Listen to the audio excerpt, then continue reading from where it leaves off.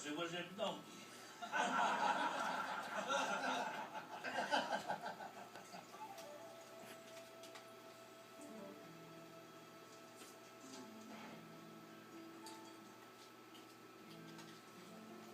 Her hair is perfect.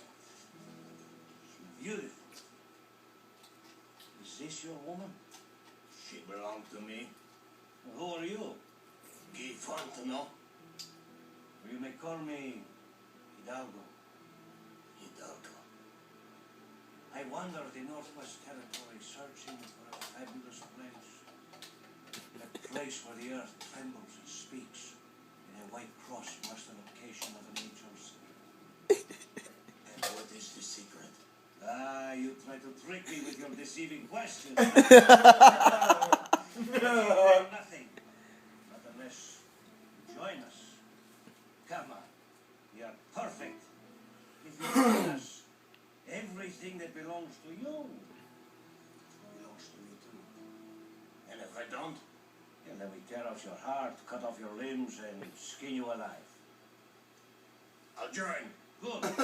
I'm delighted. Now this should dull your senses. All right.